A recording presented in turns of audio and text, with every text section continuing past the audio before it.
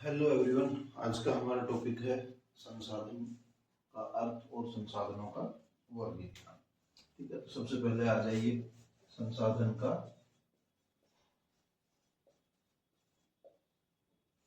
अर्थ। ठीक है, तो संसाधन कौन सी चीजें होती हैं? तो संसाधन प्रकृति में उपलब्ध वे सभी तत्व, पदार्थ, वस्तुएं या शक्तियां, इनको सम्मिलित रूप से जिनका उपयोग मनुष्य अपनी क्षमता और ज्ञान के आधार पे करता है, वो सब संसाधन कहलाते हैं। जैसे प्रकृति में उपलब्ध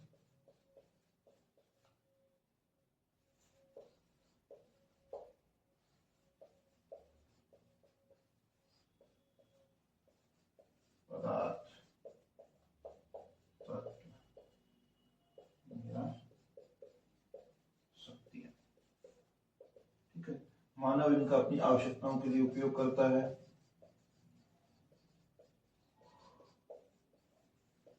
आवश्यकताओं के लिए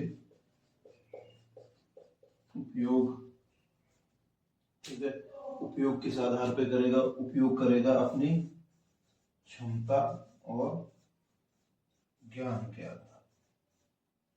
ठीक है, जिसकी जितनी कैपेसिटी है या जिसको उस वस्तु के उपयोग का जितना ज्ञान है, वो उसके आधार पे ही उसका लाभ प्राप्त करेगा। तो इस प्रकार के जो वस्तु, पदार्थ या शक्तियां हैं, वो सब संसाधन कहलाते हैं। विश्व के प्राकृतिक संसाधनों में मेनली दो चीजें, वायु और मिट्टी, मूलभूत संसाधन है। इसके अतिरिक्त खनिज, जीव जंतु, घास क्षेत्र, मछलियां इत्यादि ये क्या है, अन्य महत्वपूर्ण संसाधन है। ठीक है, तो आपको समझ में आ गया, प्रकृति में उपलब्ध सभी पदार्थ या शक्तियां जिनका मनुष्य अपनी आवश्यकताओं के लिए अपनी क्षमता और ज्ञान के आधार पर उपयोग करता है, संसाधन कहलाते हैं।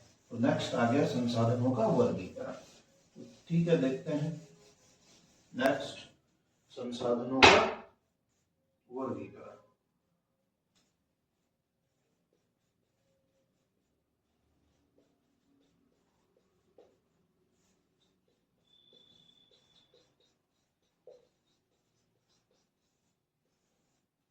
संसाधनों का वर्गीकरण किस आधार पर किया जाता है? संसाधनों का वर्गीकरण किया जाता है कि वो किस टाइप से उपलब्ध हैं, उनका स्वामित्व कैसा है, उनकी आपूर्ति कैसी है, उनका प्रयोग किस तरीके से किया जाता है, उनका वितरण किस तरीके से पाया जाता है।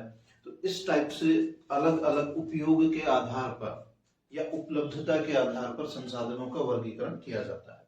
वैसे तो मेनली संसाधन प्रकृति द्वारा प्रदान किए गए उपहार हैं, जो कम या अधिक मात्रा में विश्व के सभी क्षेत्रों में पाए जाते हैं, या तो कम होंगे या अधिक होंगे, इवन पाए जाते हैं। या मान लीजिए कोई संसाधन है स्पेसिफिक एक ही देश में पाया जाता है, तो वो दूसरे देश को उसकी आपूर्ति करता है। ठीक है, उनकी आवश्यकता के अनुसार मनुष्य उनका उपयोग करता है। तो सबसे पहले संसाधनों का वर्गीकरण में सामान्य रूप से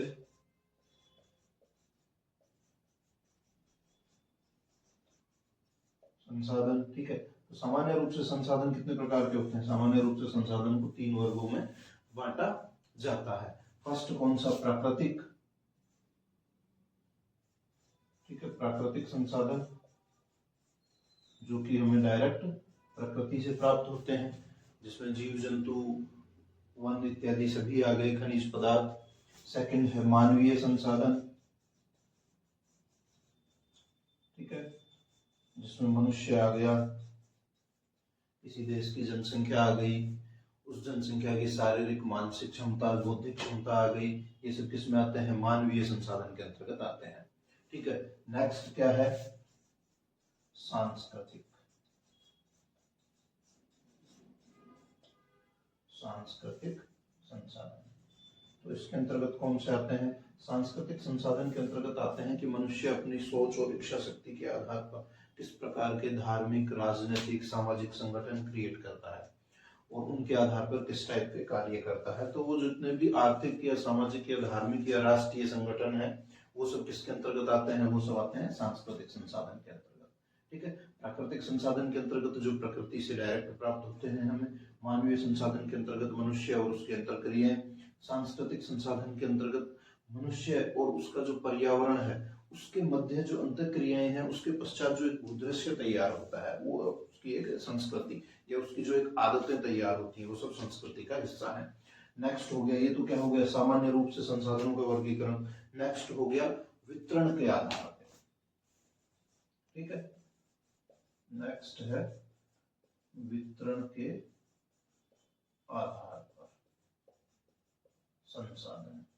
तो वितरण के आधार पर कैसा है कि भाई संसाधन कितनी मात्रा में पाया जाता है, कहाँ पाया जाता है, आसानी से मिलता है या नहीं मिलता, ये सब चीजें आती हैं इसके अंतर्गत। तो वितरण के आधार पे जो संसाधनों का या वितरण या उपयोग के आधार पे मान लीजिए, या वितरण के आधार पे मान लीजिए, जो संसाधनों का वर्गीकरण है ये किस महोदय ने दिया है, ये जिम्मरमैन महोदय ने दिया है। ठीक है, इसमें मुख्य रूप से संसाधनों को 4 प्रकारों में बांटा गया है। तो फर्स्ट है सर्वसुलभ। ठीक है, तो सर्वसुलभ, फर्स्ट क्या है, सर्वसुलभ। तो सर्वसुलभ संसाधन, तो सर्वसुलभ संसाधन में क्या आएंगे, सर्वसुलभ संसाधन में आएंगे जो वायुमंडलीय गैसें हैं, सभी जगह अवेलेबल हैं, जैसे वायुमंडलीय गैस ऑक्सीजन, तो वो क्या हो गई सर्वसुलभ संसाधन। ये अन्य गैसेज हैं, धूल कण है, वो क्या हो गए सर्वसुलभ संसाधन। नेक्स्ट है सामान्य सुलभ, सामान्य सुलभ। तो सामान्य सुलभ के अंतर्गत आ गया कृषि योग्य भूमि। ठीक है, सामान्य रूप से मिल जाती है पर सर्वसुलभ नहीं है। ठीक है, तो कृषि योग्य भूमि क्या हो गई, सामान्य सुलभ संसाधन। थर्ड क्या हो जाएगा, विरल संसाधन।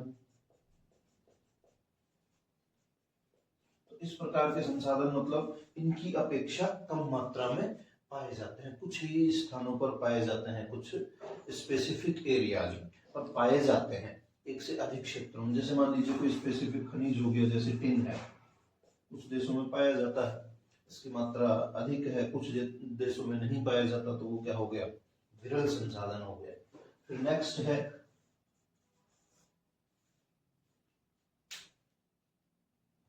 एकत्र संसाधन। ठीक है, क्या है, एकत्र संसाधन। तो एकत्र संसाधन के अंतर्गत ऐसे संसाधन आ जाते हैं जो कि विश्व में केवल एक ही स्थान पर पाए जाते हैं, एक स्पेसिफिक एरिया में ही उपलब्ध हैं, तो वो हो जाते हैं एकत्र संसाधन। जैसे क्रायोलाइट खनिज। ठीक है, क्रायोलाइट खनिज, या भी आजकल जो ईवी की बैटरियां बनती हैं उसके लिए जो एक खनिज की आवश्यकता रहती है, वो भी एक तरीके से विरल संसाधन ही है। तो आपने समझा कि वितरण के आधार पर संसाधन 4 प्रकार के होते हैं। ये वर्गीकरण किसने किया है, ये वर्गीकरण जिम्मरमैन महोदय ने किया है। ठीक है, सर्वसुलभ जो सभी जगह पाए जाते हैं, जैसे गैसेज, ठीक है, वायुमंडलीय गैसें। सामान्य सुलभ जो सामान्य रूप से उपलब्ध हैं, जैसे कृषि योग्य भूमि, हर जगह उपलब्ध नहीं है सामान्य रूप से, बट उपलब्ध है। विरल संसाधन जिनकी मात्रा इन दोनों से, सर्वसुलभ और सामान्य सुलभ से कम पाई जाती है, कुछ ही क्षेत्रों में, कुछ ही देशों में पाए जाते हैं, विरल। फिर एकत्र संसाधन, जब विशिष्ट स्थानों पर या एक ही स्थान पर पाए जाते हैं तो उनको कहते हैं एकत्र संसाधन। फिर नेक्स्ट हो गया स्वामित्व के आधार पे संसाधन। ठीक है, स्वामित्व के आधार पर, तो स्वामित्व के आधार पर किस तरीके के होंगे, स्वामित्व के आधार पर होगा, एक तो निजी हो गया, व्यक्तिगत आपकी जो प्रॉपर्टी है, तो वो क्या हो गया, स्वामित्व के आधार पर। ठीक है, स्वामित्व के आधार पर फर्स्ट कौन सा हो जाएगा, व्यक्तिगत संसाधन। इसमें कौन सा आ जाएगा, इसमें आ जाएगा कृषि योग्य भूमि,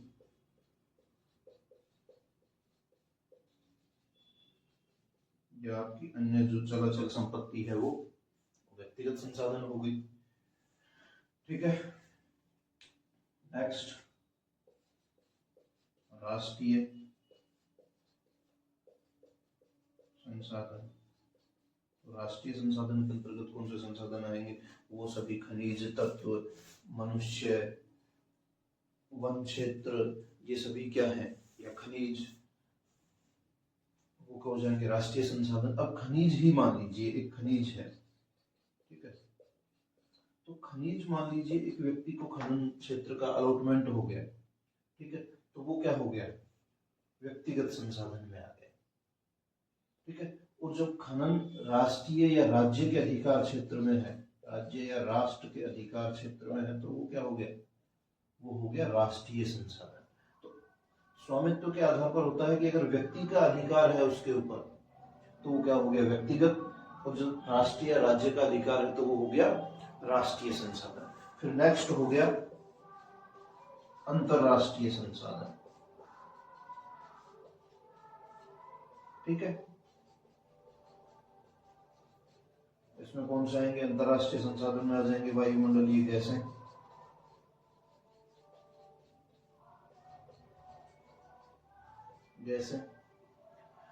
सूर्य ताप, सूर्य की ऊर्जा, ठीक है, वर्षा, ये सब किसमें आ जाएंगे, अंतरराष्ट्रीय संसाधन में।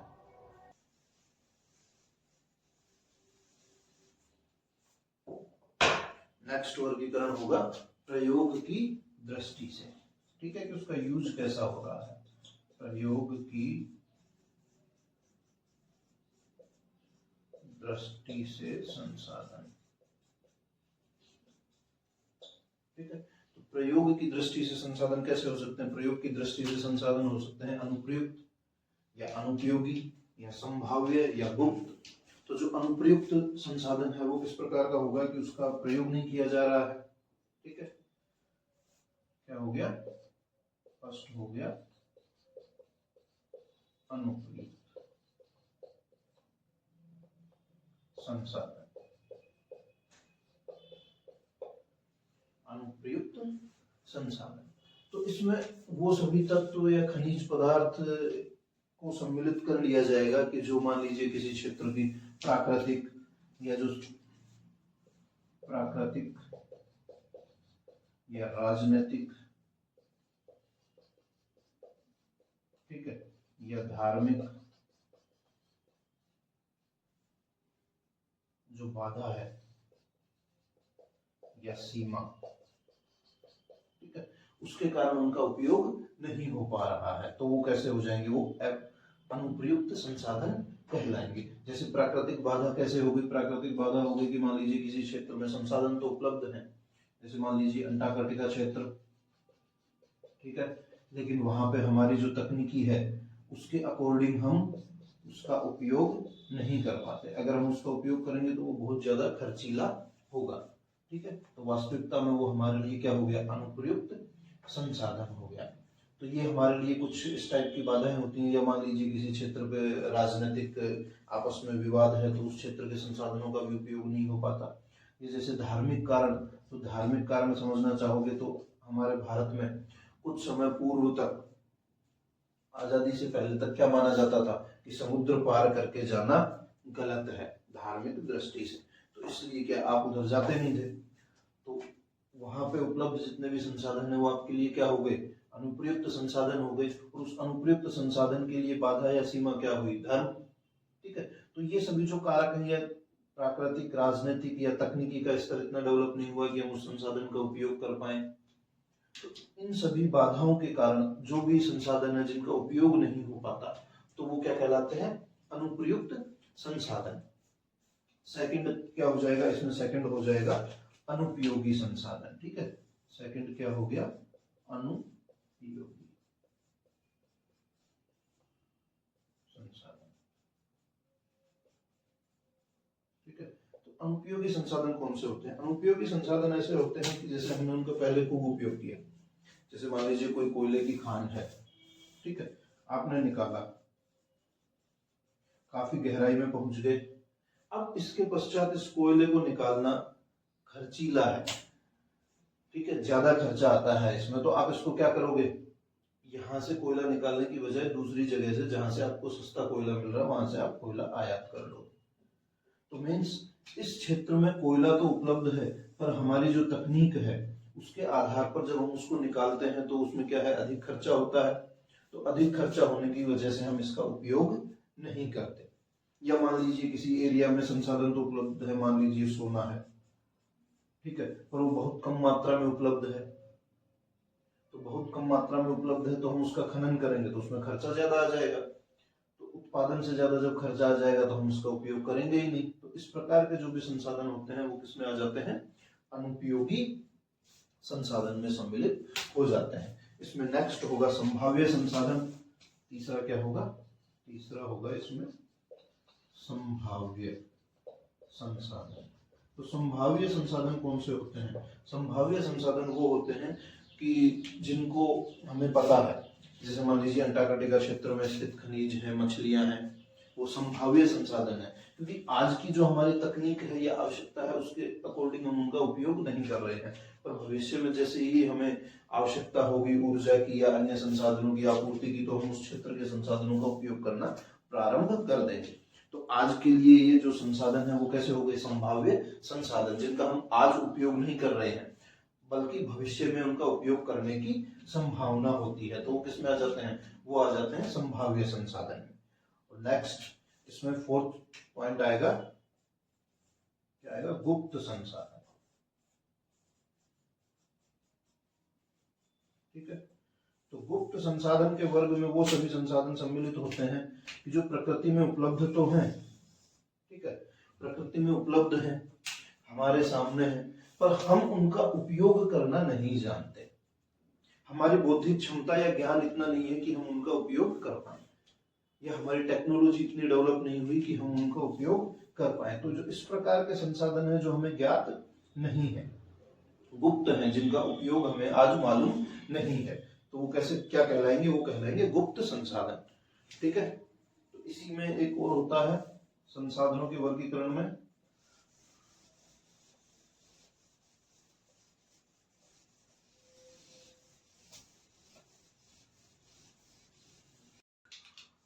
तो संसाधनों के वर्गीकरण में नेक्स्ट वर्गीकरण है आपूर्ति के आधार पर,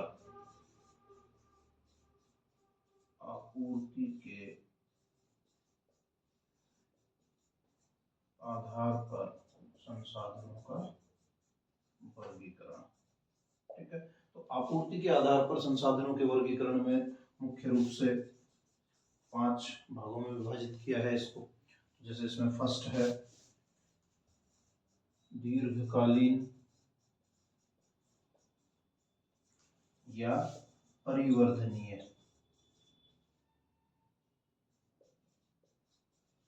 दीर्घकालीन या परिवर्धनीय संसाधन। ठीक है, तो इस वर्ग में आते हैं जैसे कृषि योग्य भूमि, ठीक है, या वन क्षेत्र, कृषि योग्य भूमि या वन क्षेत्र। तो ये इस प्रकार का संसाधन है कि इनकी मात्रा तो सीमित है और मनुष्य अपने तकनीकी ज्ञान और क्षमता के अकॉर्डिंग इनको दीर्घ काल तक इनका उपयोग करता है। ये हमें दीर्घ काल तक, लंबी अवधि तक ये संसाधन मनुष्य के लिए उपलब्ध रहते हैं। जैसे मान लीजिए कृषि योग्य भूमि है, तो कृषि योग्य भूमि वन क्षेत्रों को साफ करके बढ़ाई जा सकती है। ठीक है, वन क्षेत्रों को साफ करके कृषि भूमि के क्षेत्र में वृद्धि की जा सकती है। इसी के साथ साथ कृषि भूमि में क्या है, मान लीजिए उत्पादकता कम है, उत्पादकता कम हो तो आप उसमें क्या करेंगे, अनेक प्रकार के खाद हैं, खाद पोषक तत्व को इसमें मिलाएंगे, मिलाकर इसकी उत्पादन क्षमता को बढ़ा सकते हैं।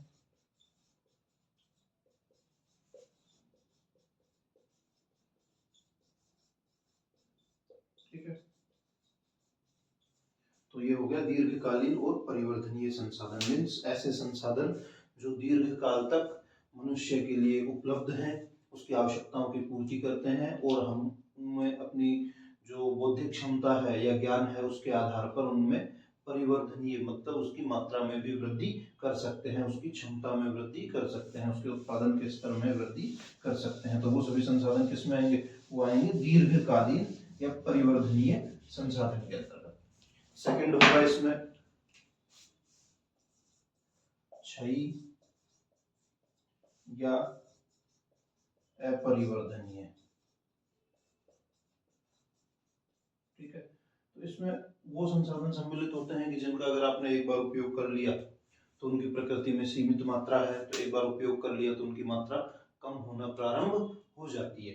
तो इस वर्ग में और इनकी मात्रा को भी हम नहीं बढ़ा सकते, अपरिवर्तनीय है। जैसे इस वर्ग में सभी समस्त खनिज इस वर्ग में आते हैं, समस्त खनिज इस वर्ग में आते हैं। ठीक है, तो ये क्या है, एक बार उपयोग करने से इनकी मात्रा तो कम हो रही है। ठीक है, मात्रा कम हो रही है, लेकिन इनको क्या है कि आप पुनः उपयोग कर सकते हैं, मात्रा नहीं बढ़ा सकते, बट पुनः उपयोग इनका कर सकते हैं रिसाइकिल करके। जैसे मान लीजिए लोहा है, एक बार उसका यूज किया, उसके बाद वो खराब हो गया, तो उसको पुनः पिघला कर क्या करेंगे, दूसरी वस्तु बन जाएगी।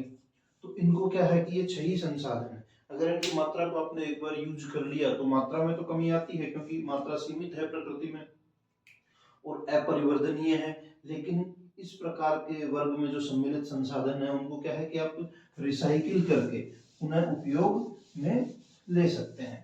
तो इसमें तीसरा आएगा अक्षय या सनातन संसाधन। इस वर्ग में वो संसाधन आते हैं कि जो कंटिन्यू मनुष्य के काम आते हैं, उनके ऊपर उपयोग करने से कोई फर्क नहीं पड़ता उनकी मात्रा के ऊपर, वो निरंतर सतत रूप से मनुष्य की आवश्यकताओं की पूर्ति के लिए उपलब्ध है। तो इस वर्ग में आएंगे जैसे वायु, पवन ऊर्जा आप करते हो पवन चक्की के माध्यम से। ठीक है, जल से जल विद्युत का उत्पादन, तो ये सब कौन से संसाधन हो गए, ये सब हो गए अक्षय या सनातन संसाधन, जिनकी उपयोग करने से जिनकी मात्रा में कोई फर्क नहीं पड़ता, ये सतत रूप से मनुष्य की आवश्यकताओं की पूर्ति के लिए अवेलेबल है। इनको खूब आप काम ले सकते हैं, पर इनकी जो मात्रा है उसके ऊपर कोई इफेक्ट नहीं पड़ेगा। फोर्थ है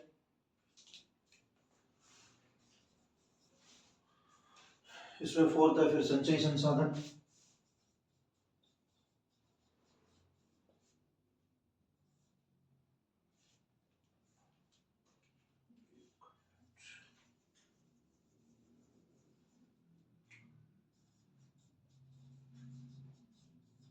संचयी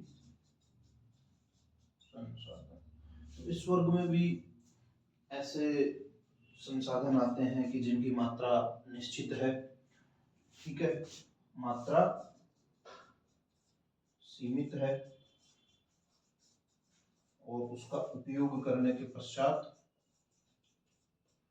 मात्रा में कमी आती है।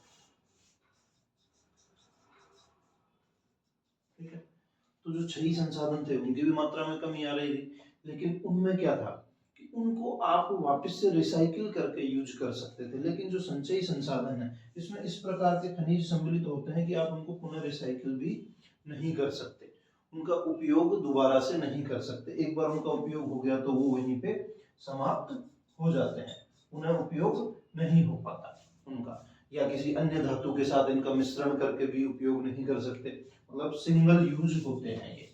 ठीक है, एक बार उपयोग में आ गए तो उनकी मात्रा कम हो जाएगी, प्रकृति में उनकी मात्रा वैसे ही निर्धारित है, निश्चित है। तो इस प्रकार के जो भी संसाधन है वो किसमें आते हैं, वो आते हैं संचयी संसाधन में। तो नेक्स्ट है फिर सबसे लास्ट प्रवाहित संसाधन। ठीक है, प्रवाहित संसाधन, तो प्रवाहित संसाधन के वर्ग में वो संसाधन आते हैं कि जिनकी सतत रूप से वो अवेलेबल है, बट उनकी मात्रा में कमी होती है। अगर आप उनको सही तरीके से यूज करते हैं तो उनकी पुनः पूर्ति हो जाती है और वो मनुष्य की आवश्यकताओं की निरंतर पूर्ति करते रहते हैं। तो जैसे अक्षय संसाधन और इसमें प्रवाहित संसाधन में मेन डिफरेंस यही है कि अक्षय संसाधन तो ऐसे हैं कि इनकी मात्रा में कोई कमी नहीं होती, बट जो प्रवाहित संसाधन है जैसे प्राकृतिक वन, ठीक है, आप इनका उपयोग कीजिए सतत रूप से, और पुनः इनको एक बार काटने के पश्चात वापस से पुनर्भरण का, ठीक है, वापस से विकसित होने का अगर एक निश्चित टाइम मिल जाता है,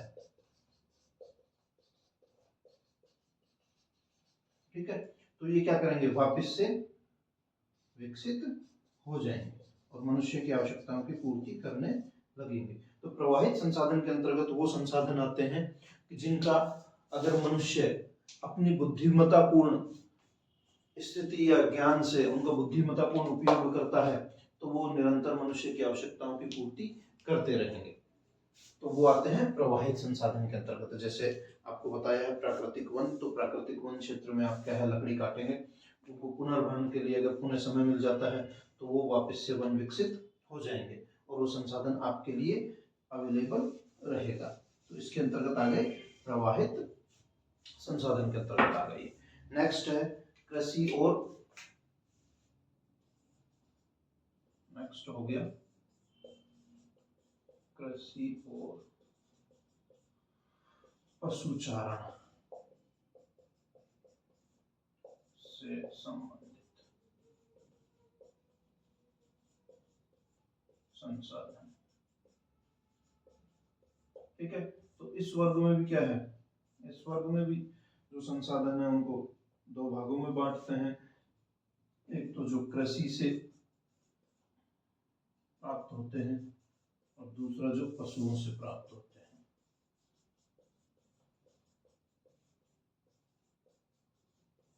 ठीक है। तो कृषि से कौन से प्राप्त होंगे, कृषि से प्राप्त होंगे कृषि फसलें, कृषि फसलें, अनाज या औषधीय पादप,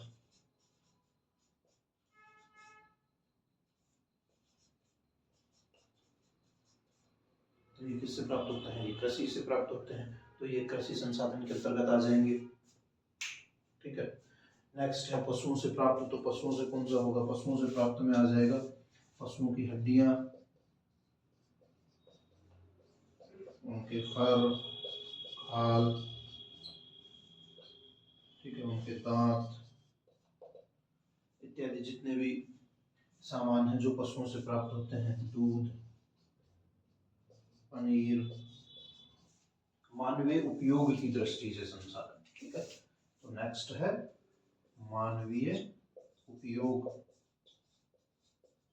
मानवीय उपयोग की दृष्टि से संसाधन, ठीक है। तो मानवीय उपयोग की दृष्टि से संसाधनों को किसने तीन भागों में बांटा गया है। फर्स्ट भोज्य पदार्थ,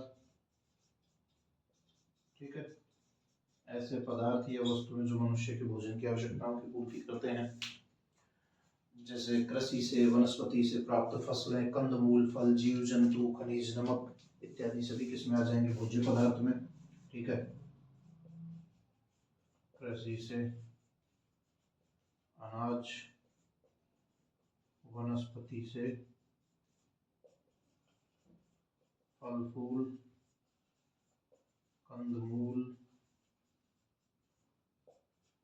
जीव जंतु, जो मांसाहारी लोग हैं वो जीव जंतुओं को भी खाते हैं तो उनकी आवश्यकताओं की पूर्ति कर रहे हैं जीव जंतु, ठीक है। तो ये सब क्या है, भोज्य पदार्थ के अंतर्गत सम्मिलित होंगे, या खनिज नमक भी इसी में शामिल हो जाएगा, ठीक है, ये भी भोज्य पदार्थ है।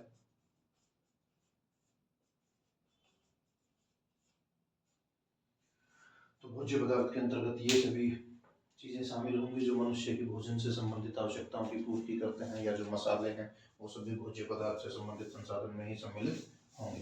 नेक्स्ट हो जाएगा कच्चा माल, ठीक है, नेक्स्ट क्या होगा, कच्चा माल, सेकंड कच्चा माल। तो तो कच्चा माल कौन सा होगा? कृषि पदार्थों से भी कुछ कच्चे माल प्राप्त होते हैं जो कि उद्योगों में काम आते हैं और उसके बाद परिष्कृत होकर या संशोधित होके वो क्या है, मनुष्य की आवश्यकताओं की पूर्ति करते हैं। जैसे मान लीजिए जूट है, ठीक है, जूट से क्या बनते हैं? बैग बनते हैं। तो ये कच्चा माल हो गया जूट, इस उद्योग के लिए, जूट उद्योग के लिए। ये मान लीजिए कपास है, तो कपास भी क्या है? कच्चा माल है।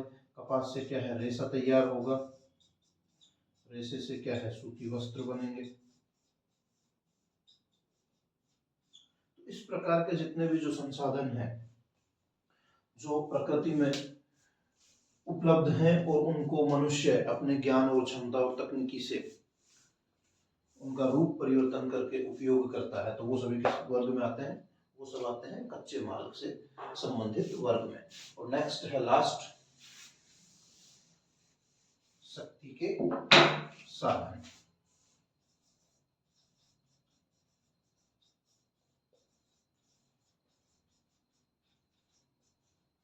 तो शक्ति के साधन के अंतर्गत तो वो सभी वस्तुएं या पदार्थ आते हैं जिनसे कि मनुष्य ऊर्जा प्राप्त करता है। जैसे कोयला है, कोयला से पहले भाप के इंजन चलाए जाते थे, तो शक्ति प्राप्त होती थी। प्रेजेंट में पेट्रोल है, तो क्या है? शक्ति का साधन है। लकड़ी है, लकड़ी को भी जला के क्या है? ग्रामीण क्षेत्रों में लकड़ी है, लकड़ी भी क्या है? शक्ति का साधन है। आप उससे क्या करते हो? वस्तुओं को गर्म करते हो।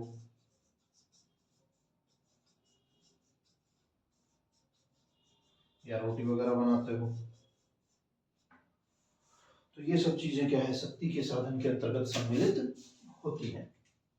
तो मानवीय उपयोग की दृष्टि से संसाधनों को 3 भागों में बांटा गया है। भोज्य पदार्थ जो मनुष्य की भोजन की आवश्यकता की पूर्ति करते हैं। दूसरा कच्चा माल जो कि संशोधित या परिष्कृत होकर मनुष्य की आवश्यकताओं की पूर्ति करते हैं।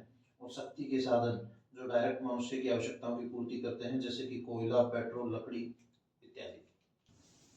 इसके अतिरिक्त संरक्षण कार्यक्रमों के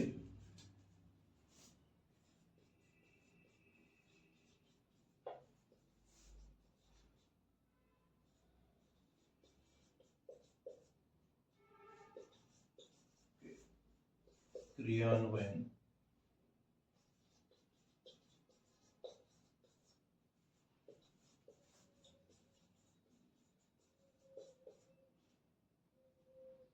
की दृष्टि से संसाधन वर्गीकरण, ठीक है।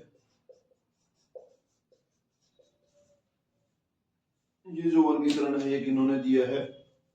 ये वर्गीकरण जीटी रेनर महोदय ने दिया, ठीक है। ये किनका दिया हुआ वर्गीकरण है? जीटी रेनर, ठीक है। इन्होंने संसाधनों को मुख्य रूप से 2 भागों में बांटा। कौन कौन से में?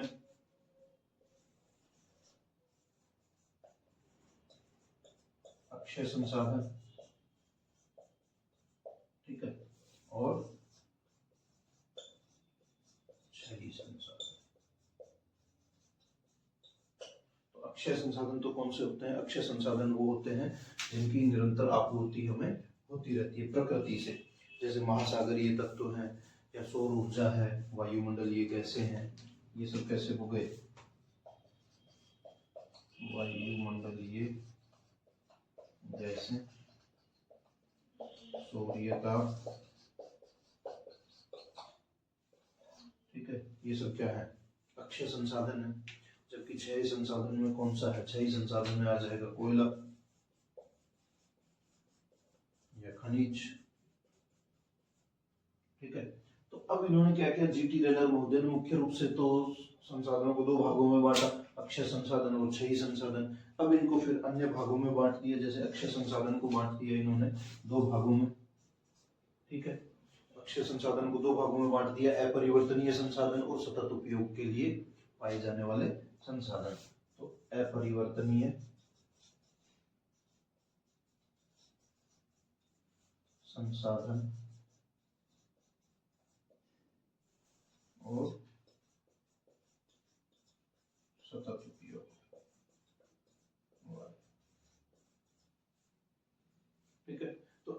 अपरिवर्तनीय में कौन से आ जाएंगे? अपरिवर्तनीय में यही आ जाएंगे, सौर ऊर्जा।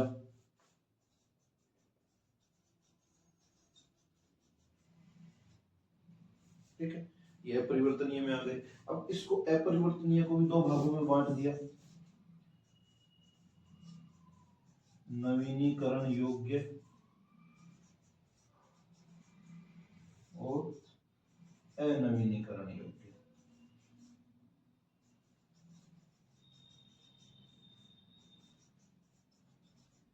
तो नवीनीकरण योग्य में तो वो आ जाएंगे कि जिनका नवीनीकरण किया जा सकता है, और अनवीनीकरण योग्य में आ जाएंगे कि जिनका नवीनीकरण नहीं किया जा सकता। नवीनीकरण योग्य में कौन से आ जाएंगे? इमारती लकड़ी।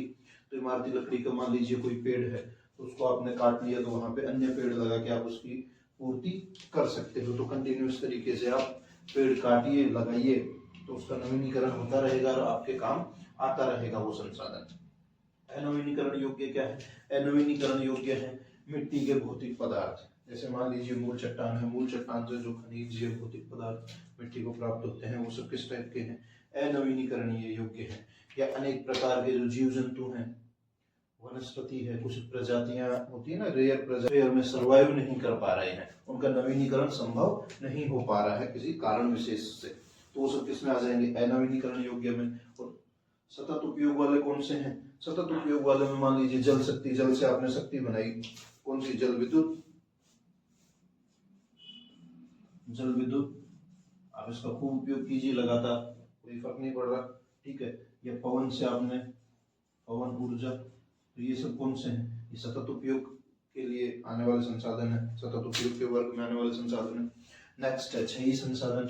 तो क्षयी संसाधन को भी उन्होंने दो भागों में बांटा है, प्रतिपादन योग्य, ठीक है, प्रतिपादन योग्य और अप्रतिपादन योग्य संसाधन। ठीक है, तो प्रतिपादन योग्य में तो कौन से संसाधन आ जाएंगे कि जिनको बार बार आप यूज कर सकते हो, एक बार यूज करने के पश्चात उनकी मात्रा में तो फर्क आता है, लेकिन आप उनको दोबारा से रिसाइकिल करके यूज कर सकते हो। जबकि प्रतिपादन योग्य में वो संसाधन आते हैं कि उनको एक बार उपयोग करने के पश्चात आप उनका दोबारा उपयोग नहीं कर सकते। जैसे पेट्रोल हो गया, ठीक है, प्रतिपादन योग्य में क्या है? पेट्रोल हो गया, प्राकृतिक गैस हो गई, ये सब किसमें है? अप्रतिपादन योग्य है। या मान लीजिए कोयला हो गया, आपने एक बार उपयोग कर लिया, उसको दोबारा उपयोग आप नहीं कर सकते। मींस जो फॉसिल फ्यूल्स हैं वो सब किसमें आते हैं? अप्रतिपादन योग्य में आते हैं। फिर इन्होंने क्या किया कि प्रतिपादन योग्य को भी इन्होंने दो भागों में बांट दिया। तो दो भागों में बांट दिया, तो दो भागों में किस तरीके से बांटा? एक तो बांट दिया पुनः प्रयोग के योग्य संसाधन, और एक जो एक बार उपयोग के लायक संसाधन, ठीक है।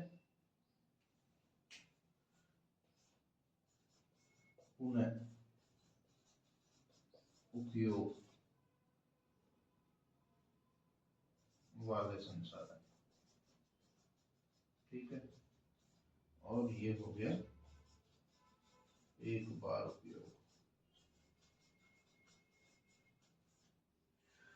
तो प्रतिपादन योग्य को दो भागों में बांटा, पुनः उपयोग वाले संसाधन मतलब जिनका बार बार उपयोग किया जा सकता है रिसाइकिल करके, और दूसरा जिनका सिर्फ एक ही बार उपयोग किया जा सकता है। तो जैसे पुनः उपयोग वाले संसाधन के अंतर्गत मान लीजिए जैसे लोहा है, लोहे की आपने कोई वस्तु बनाई धातु से, तो फिर उसका जैसे आपने उपयोग कर लिया, वो चीज खराब हो गई, तो उस लोहे को वापस से क्या करेंगे? रिसाइकिल करके हम नई वस्तु बना सकते हैं।